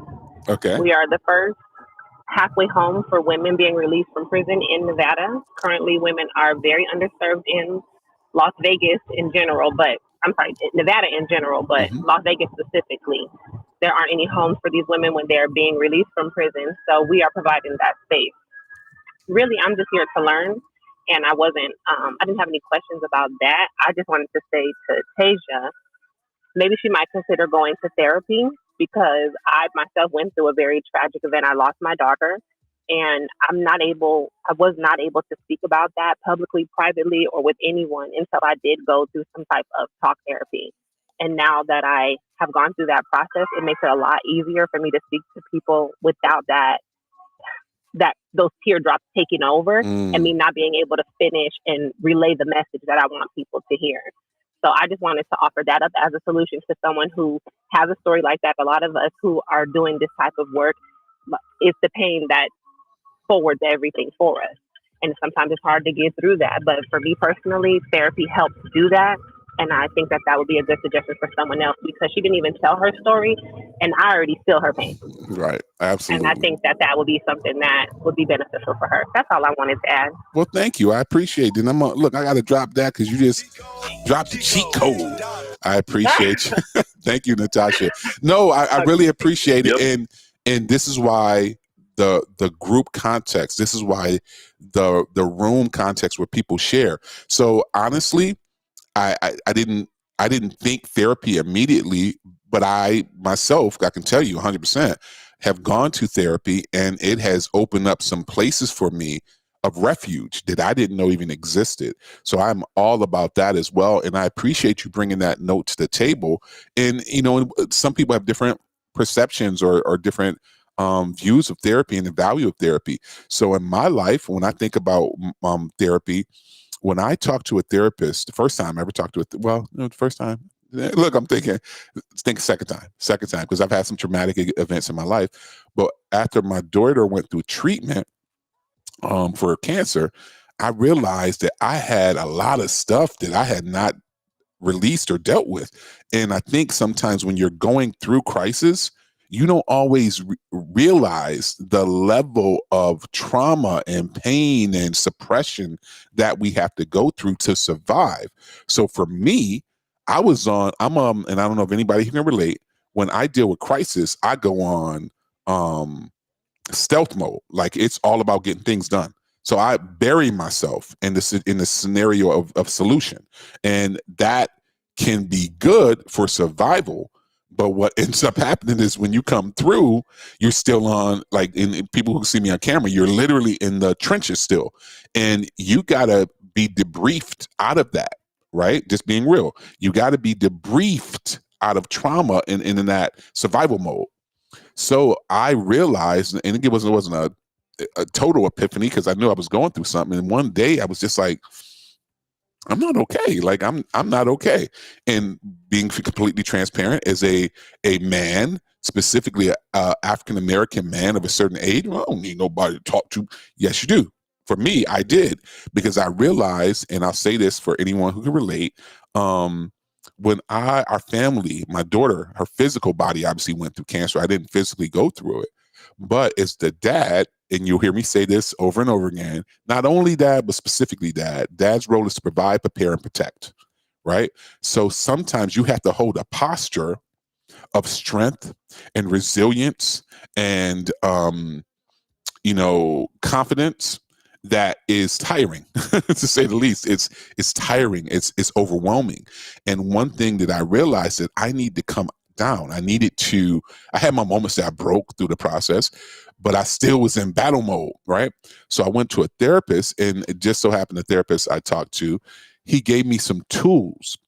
And then, again, I don't go to a whole therapy session here, but one thing that he gave me that I really appreciate, and different people talk about therapy in different ways. I'm not a person that wants a therapist who just wants to, well, what do you think about that? How do you see that? Now, me personally, I need someone who gives tools, who's like, listen, Mike, I heard you. What I want you to do is, now again, if I'm not feeling comfortable with it, I won't do it, right? But I need a more assertive type therapy. I need a therapist who will say, hey, this is what I feel you should do, right? And I know that's same here, right? So it's different types of therapists who do things with different approaches. But me personally, I need some action items, right? So what he did was empower me to say, listen, you don't have to apologize to anybody, right? And I had some things that, and again, I don't want to get into my whole therapy session. It's nothing to be ashamed of, or nothing that I can't talk about, literally anything, because I think it may heal or help someone. But for me, one of the things that was heavy for me, and I'll move on from this after I say it, was that you heard me talk about my mom, and my relationship with my mom had been fractured the majority of my life. And my mom, because of her substance issues, was very much manipulative and very much opportunist. So she would get in crisis situations, and she would call me up, and I need so and so and so, or I need you to do, and I'm like, like, And one of the requests that she had, and I don't want to trigger anybody or turn anybody off, but it's transparency for me, was she was evicted from an apartment. And she was in crisis mode. When crisis mode, no matter what everybody else is going through, I'm in my crisis. I need you to do something right now. And she called me up upset and crying. I got put out and I don't got nowhere to go. I need somewhere to go. Blah, blah, blah, blah. And I'm not saying it to be disrespectful. I had to tell her, so I had to assess. We are in a different space, a different place. I mean, my family specifically. And as much as I love my mother and I don't want nothing to happen to her, I can't bring her into this environment. I can't expose my wife and my daughters to my mother's toxicity, right? And I can't expose her to her world, because it'll be somebody coming by at 11:30 at night knocking at the door. It'll be somebody picking her up at 3 a.m. to go for a run. I can't expose my family to that. And that was so hard for me. I felt so much guilt and conviction that I didn't let my mother come to our house. And I didn't realize how big of a deal it was. I was really torn that I didn't let her come to our house. And I knew it was the right thing to do, but it felt like I had let her down. And that was a big deal for me. I hate to fail people. It's just a part of my personality. And the therapist, for the first time in my entire life, and that was 45, I think, when I went, and he said, you are not responsible for your mother. And that little simple statement, and again, it was rocket science, but an impartial party had never said it. I never heard it. I never was given permission of sorts that I was not responsible for my mom. And when I tell you, it's like the sunshine came out and the clouds moved over, just their epiphany that, no, you can love her, you can care about her deeply, but you're not responsible for her. And you don't have to impede your family. So all that being said, I don't want to throw anybody off, but I will tell you that it was tremendously liberating for me. It allowed me to have space and hold space. I was able to talk about things without anybody worry about offending anybody or making somebody mad or hurting somebody's feelings. And for me, that was one of the great values I got out of it. So again, if you have that opportunity, please do take it. Amit, I'm sorry. No, I was just going to say, I in full disclosure too, I've done talk therapy as well over the years and off and on. And no, I find it to be helpful as well, you know, and it just, I think the one thing I would say is that it took a couple of different people for me to get comfortable with, you know, with somebody. Right. Sometimes you know, you go there and you might not feel comfortable, right? Well, for whatever, just whatever reason. That it's not necessarily the person, it's just whatever. And so what I would say is if you try it, and if it's something that you were thinking about and it doesn't work, or you go there one time and you're just not feeling it, right? Don't give up on it. Try somebody else maybe, and see if somebody else, because as you were just saying, the right person can make a huge difference. You know what I mean? And so, yeah. So I feel I would agree with that. And if people are thinking about it, I would encourage them to take a look at it. And some people say, I know some people that say, you know, it doesn't do anything for them. You know what I mean? Or it doesn't work or whatever. Right. And that's fine too. You know what I mean? And it just, I guess it depends on everybody's different. Everybody has a different angle. But I've tried it, and once you find somebody good, could be helpful to you. So just would encourage people to think about that. Absolutely. I mean, and you know, the other thing is I'm thinking about it as we kind of get ready to segue, is that just like, and I don't want to compare the two to be the same, but just like you go find another hairstylist because this one person bring my line, my edge up a little back to look, I need all my follicles. Don't cut my hair back so far. Just like you find a different stylist because you like how they style or how right. The same thing implies different folks, for different strokes for different folks. Everyone is not a good fit for you. Every provider, right? Primary care provider. I had to coming from New York to here, I had to find another provider in Raleigh. And the person I found is, you know, she's pretty nice and pretty, I think, thorough. But that was a big deal with me because I'd been with my primary doctor in Rochester for 27 years. This guy knew where all the bugs was at, right? Like if it was a little goiter or a bug or a move or an itch, he knew it. And I was totally open for him to talk about it with me because I think my doctor is like 4 years older than me, 5 years older than me. But we grew and I trust his word. So it was hard for me. And my wife was like, just find another doctor. And I'm like, find this. I'd rather go back to New York 4 times a year than have to find another provider. But it just came out that there were some small things going on that I couldn't wait to get to New York to get to see. And it was becoming an issue. Like you need to go to someone and get adjusted. So my doctor was even willing. He even did some telemedicine visits with me. And I think it was some insurance issues. But my point being to you is, if at first you don't succeed, try again. And Natasha, I also want to tell you, I'm giving obviously consolation and really my sympathy for the loss of your daughter. I'm sorry you had to go through that, and I can't fathom what it is like to lose your child. And when you said it, it made me think about Tasia sharing about whatever trauma it wasn't necessary to reveal, but the ideal that some things that we go through, they are so deeply etched into our psyche. They are so painful to even let come to the front of your cortex, the front of your brain a little bit, to really even allow yourself to think about, right? It's like, I don't want to feel this thing. And I have a good friend of mine that was telling me something this week, and she was like, you know, this trauma is so intense that something that she'd gone through that it's just, it overwhelms me and it just gets the best of me. And I think we also have to give people space to understand we all heal at different levels and different. And this other part here, let me throw this in there. we heal different ways at different times, right? There are things that can appear to you and you're like, I know I dealt with that 30 years ago. And maybe you did, but maybe it's a part of it that still needs to be rectified or addressed or healed. And I the things you hear me say, it's not about overexposure. I'm really about transparency because I believe that for me, it's the route to healing. And then for me, I also know that a lot of my healing is in supporting other people, me personally. And I think about, you hear me talk about my grandmother and losing my grandmother. Now, when you're, and I don't know if anybody here can relate if you were raised by your grandparents, but I was with my grandparents since I was 4 years old. So I always had a sense of abandonment, right? And my parents were always a call away. They were in the same city. I could get to them, right, if I had to, but they weren't there for me daily. And I remember being a little boy, and look, it always sounds like a therapy session when I'm talking, right? But being a little boy, and I would cry every year on my grandmother's birthday. I remember, like, literally probably from 5, 6 to 10, I would almost hysterically cry when my grandmother's birthday came. And the reason for which was because I thought that meant her being closer to death. And really, literally, I remember because she would be like, boy, what's wrong with you? And I'm like, Mom, I don't want you to die. And she, what's wrong with you, fool? My grandmother's Southern, other older lady, and she would say, fool, what's wrong with you? And I'd be like, well, Mom, I don't want you to die. And I ain't going nowhere. Like, what's wrong with you? But for me, that birthday signified her being closer to death.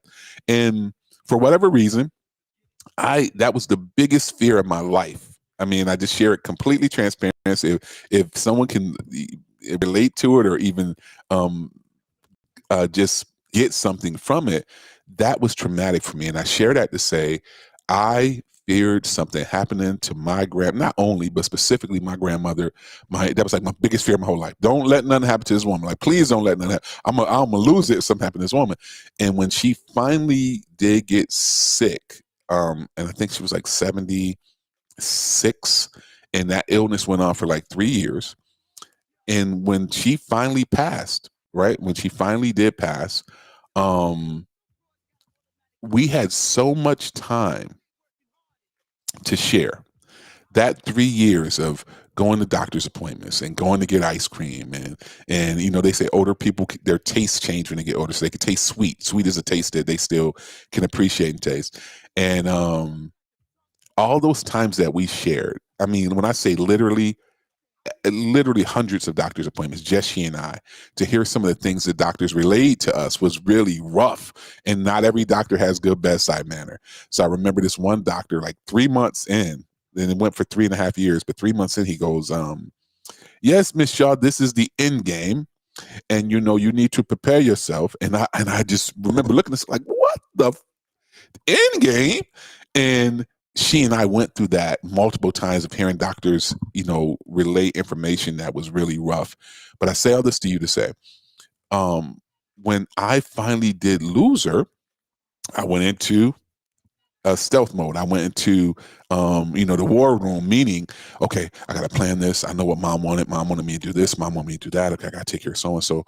We got to make sure she gets this type of outfit. I got to talk to this funeral home people and I call the insurance people. And I'm just saying all this to you to say, during the service and the time, I was pretty, and I apologize. I don't want to trigger, so I hope I'm not, but I was good. Like, you know, I had my, you know, little moments, really light moments, and I thought I was fine. And I think it was about 6 months later, and I'm in my office and in my business, I'm in my office and I'm up in my office and I'm doing some work. It was nighttime, and it was some TV show that was on, and it was Jamie Foxx, and he sang this song about his grandmother. I wish you were here to see the things I've done. And man, and it wasn't a light moment. It was like a trauma moment. When I came up or came to, I was under my desk in a fetal position. And I share, he said, Mike be oversharing. No, I'm letting you know that things happen to all of us. I was under my desk in a fetal position, snotted, eyes swole. That song, that moment, that time, it tripped me. And out of all that I went through, that moment was the moment that it chose to come up. And I mentioned this in the context of what Natasha's shared and what Amita's popping to, that you never know when these things are going to heal or when they may present or manifest themselves. So if you have the opportunity to talk to someone or get that assistance, highly suggest it. Highly encourage you to get that EAP or that 5 visits you get to go talk to someone. If you have a faith leader that you can go get some spiritual counseling from. But in any event, take the opportunity. We are not one and done. We are always evolving.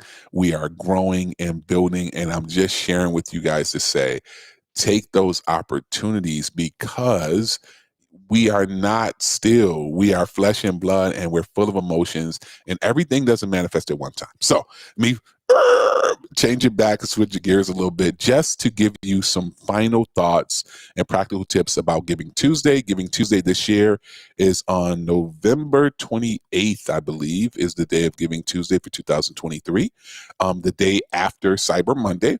I'm telling you now that if you've not considered it, please do. Don't let that opportunity slide by you. Get there, get in it. Engage with your audience, talk about it, right? Have some Q&A sessions. I know we just talked about some folks maybe being a little uncomfortable about going live or public speaking. Going live is public speaking now. It's a new form of public speaking.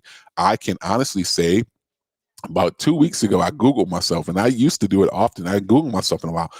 And I didn't realize how much content that I've produced over the last couple of years. Like, I was like, my name was popping up. And crazy enough, this space was one of the places my name popped up a whole lot. I'm saying it to you to say content matters, right? And in this regard, you need to let people know your mission, tell them about what you're doing, and don't assume who's seeing or not seeing it. People may not see it today. It may be 3 months from now and they say, oh my God, I found my tribe. This is one of my people. I need to reach out and support this organization. Number 3, leverage partnerships, right? You don't have to do it all by yourself. This is something that a lot of us really missed the ball in. Why are you trying to do it all by yourself? I get it. Been there, done that. Sometimes it's family. Sometimes it's your spouse or your significant other that you may feel like don't get it or don't see it. You can't stop because they don't see it. And I say this, and I say it from a point of my experience. For a person who does have a spiritual guide I'm saying a spiritual context of how I live my life, God gave me my vision. He didn't give it to everybody else. So it's my job to convey it and relay it and to tell it in a way that will be compelling for other people to receive it. And if you don't use God and you say the universe or whatever the energy of the universe that gave it to you, whatever your context is, your vision is your vision. Everyone's not going to see it. They may not all get it, but you can tell them. You can help them get in line. 4, harness the power of social media. When I tell you, if you're not using social media, you might as well just throw your wallet out in the water. It's something there, and it's a resource that you cannot overlook and you can't bypass right now. Literally speaking, for Giving Tuesday, you got to leverage that social media. Get at me, get to me, talk to me. I'm actually going to talk about Giving Tuesday on Monday Night Live. My Monday Night Live this week is going to be Giving Tuesday. I didn't update the flyer yet, but if you have not, go to www.nonprofitcheatcodes.com or touch my profile so you can get my contact, so you can get on my mailing list and be a part of this Monday Night Live's Giving Tuesday. I'm going to talk about it, and not just from the context of a nonprofit, but why it's powerful, why it's important for even people who don't have a nonprofit to be a part of Giving Tuesday and to give back. All right, so leverage that for sure. Ensure transparency, number 5. You've heard me say before, social proof. See, it's one thing to talk about it, but it's one thing to see it. So what I'm saying to you is when you're doing the work, whether it's packaging or cleaning or marching or groups, try to get content out of that, because when people see it, they believe it. So I'm telling you, utilize it. Last week, I talked a lot about, and I just went blank, I'm sorry. Last week on Monday Night Live, I started the conversation about, and I'm sorry, I'm looking at it as I'm talking to you. I'm like, what did I say? It was totally apropos to this. I'm going to pull it up real quick. Bear with me 1 second. And I know I just had a glitch. So you guys forgive me for my glitch. Oh, I'm sorry. So this last week, Monday Night Live, I talked about the power of coaching. So one of the things I've been working on the last couple of weeks is telling people about customer testimonials. And we're going to have that in the next couple of weeks for Monday Night Live. You want to get testimonials from people who are donating or people who believe in your organization, because it's an amazing way to show people the power of the work you're doing and the relevance of the work you're doing. So when we talk about transparency, testimonials can also fall in that line of transparency and telling your story. And then also, it can let people know, just being honest with you, can get FOMO sometimes, because people say, I want to be a part of that. I want to be a part of this good work they're doing. And you heard me talk about the young man in the story on the news that has weeks to live, unfortunately. That story activated me, right? It literally activated me to say, listen, I need to do something. Sometimes people are activated when they see people doing powerful things. I'm suggesting to you to make sure that you are doing that for you. Now, we are October 14th. Giving Tuesday is a little less than a month and a quarter away. It is short time, but it doesn't mean it's impossible. Get in it where you are, right? Get in, have an inclusive message. Make sure you have a campaign. Campaign doesn't mean it has to be something arduous or really long and drawn out, but it just shows people that they can get in line with it. So this may be your fall, y'all, campaign. It may be your Giving Tuesday awareness campaign. Whatever it is, sometimes as a brand person, names bring people to it. Names make people kind of coalesce sometimes because they have clarity on all being a part of the same thing. So I'm just highly recommending to you that if you have not and you are running a nonprofit, get a strategy about Giving Tuesday. Don't just let it bypass. I mean, honestly, you guys, I think last Giving Tuesday, I think we had a couple $1,000s that came through. It wasn't a tremendous amount, but we raised awareness, and that money would have just sat there. So that might be a person that could be served. It might be a pair of kits that we could send a kid. It might take care of some other service. What will it do for you? If you're not, you're leaving money on the table. So with that being said, any final thoughts as we get ready to wrap it up for today? I think we had a great day. I love the shares, you guys. I appreciate you sharing and being as transparent as you have. I was going to say, as a numbers guy, I think the Giving Tuesday is really cool, and we don't want to leave any money on the table, but as I talk with my clients, not-for-profit clients, just people, it's a big deal. It's a big deal. You know what I mean? And so even as you said, it is October, 14th? 14th. Still not. It's not too late. You know what I mean? It doesn't have to be fancy, but I think just people are in the mood to people are in the mood. You know what I mean? To give money. Absolutely. And even though things are tight, people get it that things are tight. So I would encourage you to reach out or just do something, even if it's not fancy. Just get that going.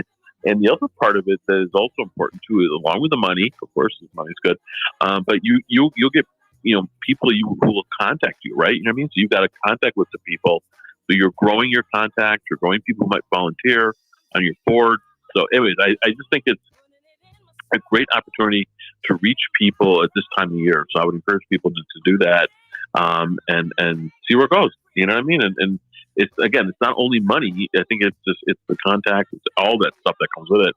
So definitely think about that and see if we can do something about that, But also, listen, enjoy. It's a great fall weekend. I hope it's nice and fall where you're at, where you're located. But have a great weekend, and we'll catch you next week. Absolutely, and thank you so much. And you say fall, I just thought about it. So one of my other wins, and I didn't share it, but it's never too late, is we have the North Carolina State Fair that's going on for the next 2 weeks. And we went last night. It was the second night last night, so it was a really nice night. It was a warm fall night, but it was crisp, so it was comfortable. Oh, nice! But it still had the crispness in the air. And I've been getting back on my intermittent fasting because I literally just went crazy for a month and a half, maybe 2 months. Maybe 2 months. But last night I gave myself permission to have a couple fried cheese curds and some other junk that I probably shouldn't have ate, but it was really nice to be at the fair. We love state fairs. I remember when Genesis was first born. I think Genesis was like may have been 4 weeks old, and we took her to the New York State Fair. So we're fair people. We love the nuance and the crazy foods and just seeing the community come together and share. So wherever you are, if you are in North Carolina, check out your state fair. Check out our state fair in North Carolina. I think it's going on for the next about 8 more days going. But in any event, wherever you guys are, have a great rest of your weekend. Be intentional. And remember that this work won't wait. So we will see you next week. And if you have not, go to www.nonprofitcheatcodes.com. Sign up to get all information on upcoming events and shows. And we will see you next Saturday at 11 a.m. Eastern. We will see you next time. Take care of yourself and take care of each other. Talk to you soon. Yeah, have a good weekend. I'll see you later. Take care.